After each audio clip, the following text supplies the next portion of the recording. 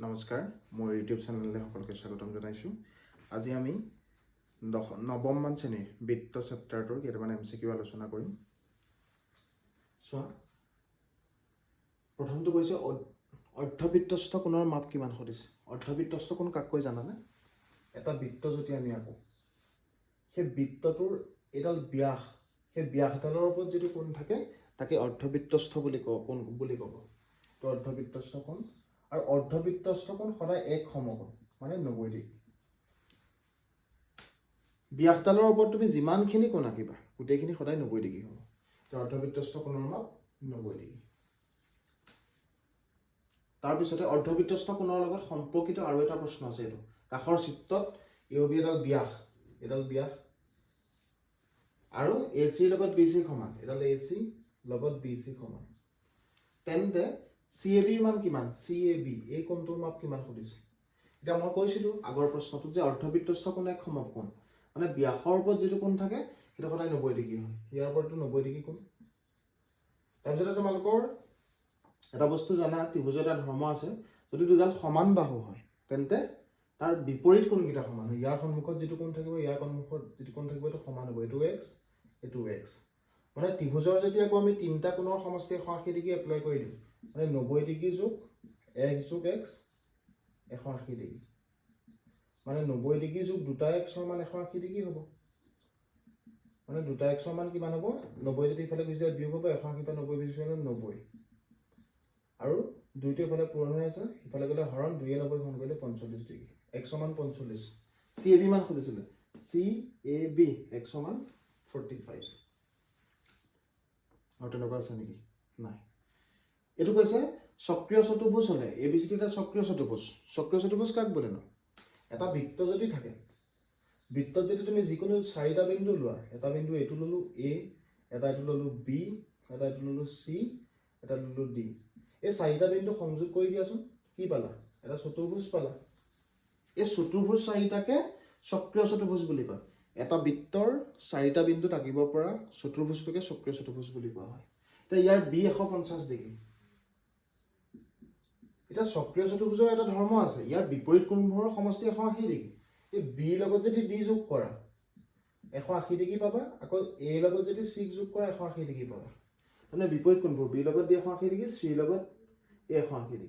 তো এইটো যদি 150 ডিগ্ৰী হয়, ইয়াৰ লগত যোগ কৰিলে 180 ডিগ্ৰী হ'ব, তেন্তে B মান কিমান হ'ব লাগিব? 30। তেতিয়াহে তোমাৰ দুইটা যোগফল 180 ডিগ্ৰী হ'ব। 1 হৈ গ'ল, 2 হৈ গ'ল, 3 হৈ গ'ল, 4 নম্বৰটো চোৱা। কাষৰ চিত্ৰত BAC মান সুধিছে। BAC এই কোণটোৰ মাপ সুধিছে। আকৌ দিয়া আছে কি? এই কোণটোৰ মাপ দিয়া আছে 50 ডিগ্ৰী। এতিয়া আমি এটা উপপাদ্য আছে, বৃত্তত 3টা উপপাদ্যই আছে, তাৰ ভিতৰত এটা উপপাদ্য হ'ল একে জিয়াৰ ওপৰত যদি আকৌ কেন্দ্ৰত যিটো কোণ আকৌ সেইটো ক'ব কেন্দ্ৰস্থ কোণ, আৰু সেই চাপটোৰ ওপৰত আমি যদি বৃত্তত আকো, বৃত্তত যদি এটা কোণ আকো সেইটো ক'ব বৃত্তস্থ কোণ, হয়নে? এই এটা সম্পৰ্ক আছে, কেন্দ্ৰস্থ কোণৰ মাপ বৃত্তস্থ কোণৰ দুগুণ। মানে এইটো যদি x হয়, এইটো টুৱাইচ x হ'ব। এইটো 20 ডিগ্ৰী হ'লে এইটো কিমান হ'ব? 40 ডিগ্ৰী, দুগুণ হ'ব। আকৌ এইটো যদি 100 ডিগ্ৰী হয়, এইটো কিমান হ'ব? আধা 50 ডিগ্ৰী হ'ব। ঠিক তেনেকৈ চাবা দেই, এইটো কেন্দ্ৰস্থ, এইটো বৃত্তস্থ। তাৰ আগতে আৰু এটা উপপাদ্যলৈ যদি আহোঁ, এইটো এটা বৃত্তৰ এডাল ব্যাসাৰ্ধ, এডাল ব্যাসাৰ্ধ, দেখিছানে? আৰু বৃত্তৰ ব্যাসাৰ্ধ দুডাল সদায় সমান হয়। আকৌ ব্যাসাৰ্ধৰ সন্মুখত যিবোৰ কোণ থাকে সমান হ'ব নহয়, যেনেকৈ আমি ইয়াত পাইছিলোঁ সমান বাহু দুটাৰ বিপৰীত কোণ দুটা সমান হয়। ঠিক তেনেকৈ এই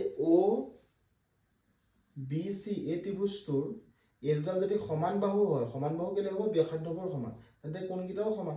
এইটো 50 ডিগ্ৰী হ'লে এইটোও 50 ডিগ্ৰী হ'ব। আকৌ চোৱা, এই ত্ৰিভুজটোৰ MCQ কাৰণে ইমান মই MCQ প্ৰশ্ন ইমান এক্সপ্লেনেশ্যন দি থকা নাই, লিখি থকা নাই মানে এক্সপ্লেনেশ্যনত। OBC ত্ৰিভুজৰ 3টা কোণৰ সমষ্টি 180 ডিগ্ৰী, 50 কিমান হ'ল? 100 ডিগ্ৰী। 180 ডিগ্ৰী হ'বলৈ আমাক কিমান লাগিব? আৰু 80 ডিগ্ৰী লাগিব। এইটো হ'ব 80 ডিগ্ৰী। আকৌ চোৱা, মই কৈছোঁ যে এইটো টুৱাইচ x হ'লে এইটো x হ'ব, এইটো যদি যিমান হয় তাৰ আধা হ'ব এইটো। যদি 80 ডিগ্ৰী হয়, এইটো কিমান হ'ব? 40 ডিগ্ৰী হ'ব লাগিব। ইয়াৰ মাপ হ'ব 40 ডিগ্ৰী। যে BAC কোণৰ মাপ কিমান? 40 ডিগ্ৰী। তাৰপৰা চোৱা, এইটো তাৰ লগত সম্পৰ্কিত। এতিয়া চোৱা AC চাপ আছে, AC চাপৰ পৰা এইটো কেন্দ্ৰত কোণ আছে, এই কেন্দ্ৰত কোণ, তাৰপৰা এইটো এটা বৃত্তত আছে কোণটো। মই কৈছিলোঁ যে কেন্দ্ৰত যিটো কোণ থাকে সেইটো টুৱাইচ এক্স হ'ব, এইটো যদি এক্স হয় মানে এইটো দুগুণ হ'ব ইয়াৰ। ঠিক তেনেকৈ এই কেন্দ্ৰত এতিয়া কোণটো আছে সেই বৃত্তস্থ কোণৰ দুগুণ হ'ব। এইটো যদি 20 ডিগ্ৰী হয় বৃত্তত থকাটো, এইটো কিমান হ'ব? 40 ডিগ্ৰী হ'ব। হ'ল। কেন্দ্ৰস্থ বৃত্তস্থ কোণৰ লগত সম্পৰ্কিত 7 নম্বৰ প্ৰশ্নটো আমি কৰি লৈছোঁ। OAB 40 degree, OAB 40 degree.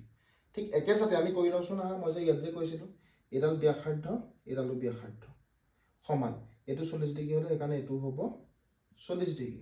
আৰু দুটা কোণ কিমান হৈ গ'ল? 80 ডিগ্ৰী। এইটো কোণ কিমান থাকিব? 100 ডিগ্ৰী হ'ব লাগিব। তাৰপৰা সুধিছে ACB মান কিমান? ACB মান কিমান? ইয়াৰ মান কিমান সুধিছে? চিম্পল, ওলাই গ'ল, ইয়াৰ আধা হ'ব। 100 ডিগ্ৰী আছে, এইটো কিমান হ'ব? 50 ডিগ্ৰী হ'ব। বাকী থাকিলে এইটো। এতিয়া OA 5 সেণ্টিমিটাৰ, OA 5 সেণ্টিমিটাৰ, OM 3 সেণ্টিমিটাৰ, OM 3 সেণ্টিমিটাৰ। আকৌ AB মান কিমান সুধিছে? এই গোটেইডালৰ মান কিমান সুধিছে? আৰু 90 ডিগ্ৰী বুলি দি থোৱা আছে। 90 ডিগ্ৰী বুলি দি থোৱা আছে যেতিয়া আমি এই ত্ৰিভুজটোত OAM টো হৈ গ'ল সমকোণী। আৰু সমকোণী ত্ৰিভুজ হোৱাৰ লগে লগে আমি ইয়াত কি কৰিব পাৰিম? পাইথাগোৰাছৰ সূত্ৰ ব্যৱহাৰ কৰিব পাৰিম। পাইথাগোৰাছৰ সূত্ৰটো কি আছিলে? সমকোণটোৰ সন্মুখত যিডাল থাকে অতিভুজ, তাক যেতিয়া আমি দুটা বাহু স্কোৱাৰ, OM স্কোৱাৰ যোগ AM স্কোৱাৰ। OA স্কোৱাৰ মানটো কিমান?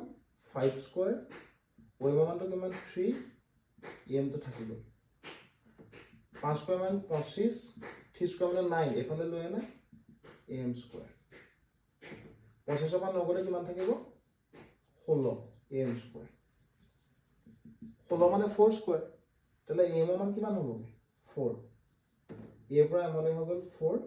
তাৰপিছত সেই একেটা প্ৰচেছতে যদি আমি এইডাল জইন কৰি পেলাই আঁকিব পাৰোঁ, তেতিয়া MB মানটো হ'ব 4। চাইছে কিমান হ'ব? 8।